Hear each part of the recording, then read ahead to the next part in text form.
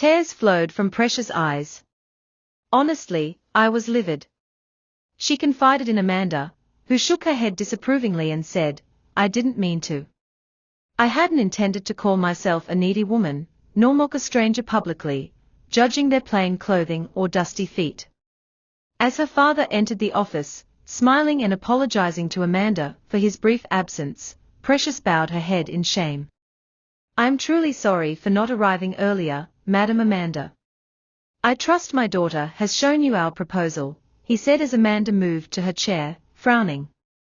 Chief Obey sensed something was wrong. Glancing at his daughter, he noticed her silence and read, tearful eyes, but got no answer. Turning to Amanda, he learned their company's bid was rejected. Stunned, Chief Obey blinked, and Amanda explained her decision stemmed from his daughter's behavior. That reflects your business judgment, and my company can't afford such risk, she said calmly, unwilling to entrust a legacy to someone impulsive yet compassionate and knowledgeable. Chief Obey, baffled, stared at his daughter in disbelief. Furious, he left the office wordlessly, with Precious, aware of her trouble, trailing behind. At home, Chief Obey stormed into the living room as Precious knelt, pleading. She confessed everything to her enraged father, who demanded, What did you do? To whom? Sobbing, Precious admitted, Father, I didn't know. I couldn't place her. He scolded her, saying, Precious, I raised you better. Did you ever try to understand her perspective? What does this deal mean for our business? As Precious wept, realizing her grave mistakes, her father stripped her of her luxury apartment, credit card, personal assistant, and car. From now on, you'll use public transport, he declared. Stunned, Precious, who'd never used it and had no plans to, heard him add, Maybe then you'll learn humility. She begged, but he insisted the only way to reclaim her life was to secure Madam Amanda's deal. Shocked and unsure, Precious, after hours of reflection, resolved to try, seeing her father's anger. The next morning, Precious, in her plainest clothes, boarded a crowded bus for the first time. She sat quietly between a snoring man and a fish seller with a crayfish basket nearby. Her manicured nails were chipped, her designer perfume faded. Without a driver or tinted windows to shield her from the sun, she wondered how anyone could live this way and stay content. Near Amanda's company, the bus stopped at an intersection. Precious got off and walked. Reaching the business, her heart raced as she approached the receptionist, who smiled and asked whom she was visiting. Madam Amanda, Precious replied, and the receptionist told her to sit, noting Amanda hadn't arrived. It was 7 a.m., and Amanda wasn't yet in. Waiting, Precious rehearsed her speech. Soon, she decided to use the restroom. There, a striking young woman handed her a mop, mistaking her for a cleaner, and snapped, How dare you come late, you useless cleaner. Precious, humiliated but mindful of her recent mistakes, apologized sincerely and began cleaning the bathroom floor, a task she'd never done. Unfamiliar with mopping tiles without streaking, she struggled as sweat dripped like rain and her back ached. She stayed quiet, cleaning thoroughly while the woman, unaware of Precious' identity, applied lip gloss by the mirror, saying, Don't forget under the sink. The woman left, leaving Precious alone with her mop. Finishing minutes later, Precious returned to the lobby, learning Madam Amanda was now in a meeting. The receptionist suggested, You can go and come back later, but Precious chose to stay. The young woman, who had insulted her in the bathroom, left her workplace and approached the reception, seeing Precious sitting there, exhausted. Angrily, she demanded, Who told you to sit, and handed Precious a mop to clean the CEO's office. Precious trembled at the thought. She walked toward Madam Amanda's office, not as Chief Obey's daughter, but as a cleaner, mop in hand, her body shaking. Like a silent soldier on a battlefield of lessons, she carried the mop to Amanda's office. Fortunately, Amanda wasn't there. As Precious mopped the floor, she wondered what she'd say if Amanda walked in. Her thoughts raced while dragging the mop across the polished marble. Each bead of sweat felt like shame, but also, oddly, healing. She knelt to clean under the table, wiped chair bottoms, and washed glass windows. Each stroke was a silent apology to Amanda. Unsure if this would earn a second chance, Precious felt it was right. Suddenly, the door creaked, and Precious froze, still on her knees, gripping the mop. Slowly, she looked up to see Madame Amanda in her usual plain attire, her calm presence filling the room. Their eyes met, and a heavy silence hung like smoke. "What are you doing in my office?" Amanda asked softly. Precious opened her mouth, but said nothing, then bowed her head and spoke. "Ma, I came to apologize again, but the woman downstairs mistook me for a housekeeper in the restroom. She made me clean the toilet, and told me to tidy your office. After all I've done, I didn't think I should correct her." Amanda entered, quietly closing the door, and went to her desk. She asked Precious, who was crying in shame, if she felt she deserved to correct her. "You've learned something most in power never do, humility, born from being broken, not taught," Amanda said. Precious, tears in her eyes, apologized. "I'm so sorry for everything, Ma. I really am." Amanda nodded slightly. "I believe you," she said.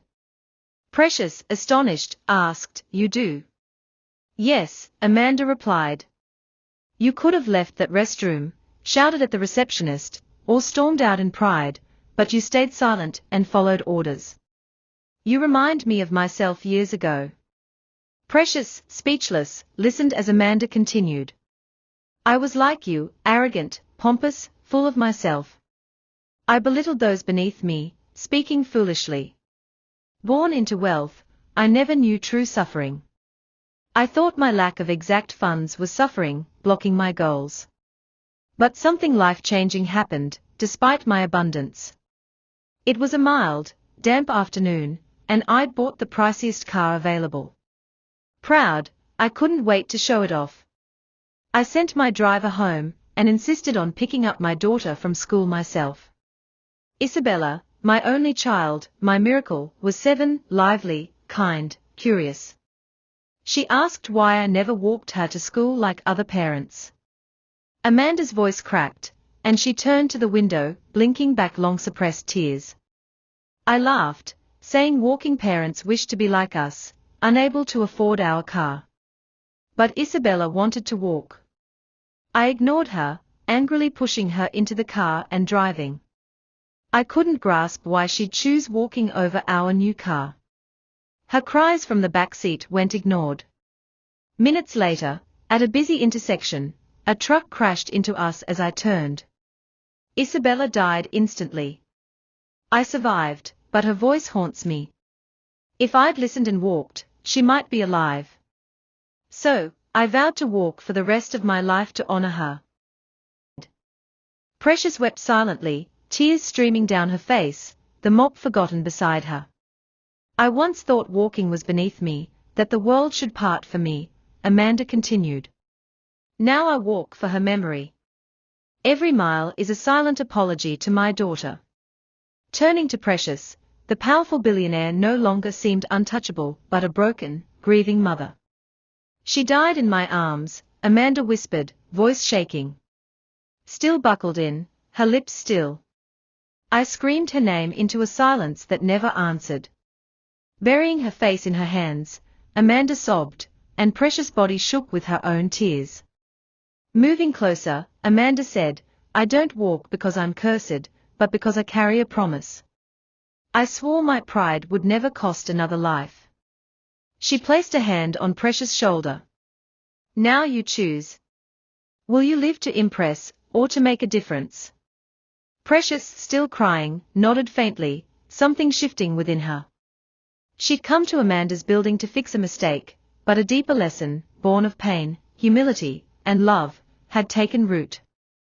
Madame Amanda, the billionaire who never drove, left her office, her steps slow, sacred, as if guided by unseen little feet. Precious no longer cared about her father's wealth. She chose to live with compassion, not entitlement.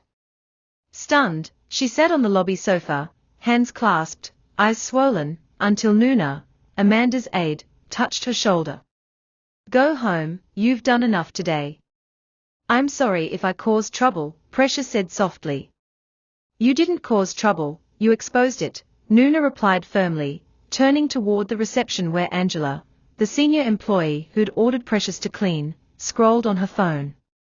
Angela, come with me, Nuna said, heading to the Human Resources office. Are you joking? Angela smirked. That cleaner from earlier, she asked, but Nuna didn't respond. Angela hurried after her, trying to compose herself as they entered HR, and Nuna closed the door. The room was heavy with silence. Do you know who you humiliated this morning? Nuna asked, arms crossed. She didn't say who she was.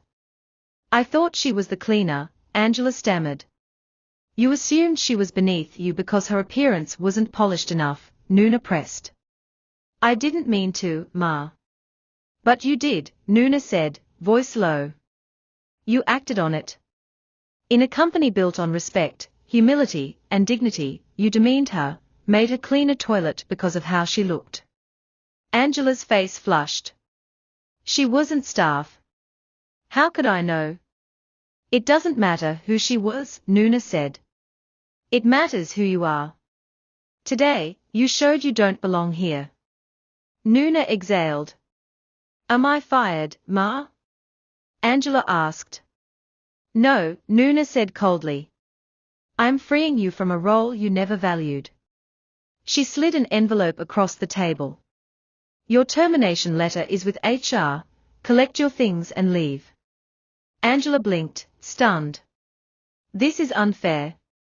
Firing me for one mistake. One mistake rooted in arrogance, Nuna countered. This company can't afford that legacy. Next time you meet someone in plain clothes, remember it's not their outfit, but the weight of their story that defines them. Angela gathered her belongings and left. Weeks later, Precious began as an intern at Amanda's company, with no special treatment or family name to lean on. Starting at the bottom, she rode crowded buses, ate street food, filed papers, ran errands, and listened more than she spoke. For the first time, she valued people regardless of their possessions. Through hard work and integrity, she earned respect and rose to Chief Operating Officer, not as Chief Obay's daughter, but as Precious, a dedicated woman. Amanda and even her father were proud, but Precious knew true success lay in lives touched, not cars driven.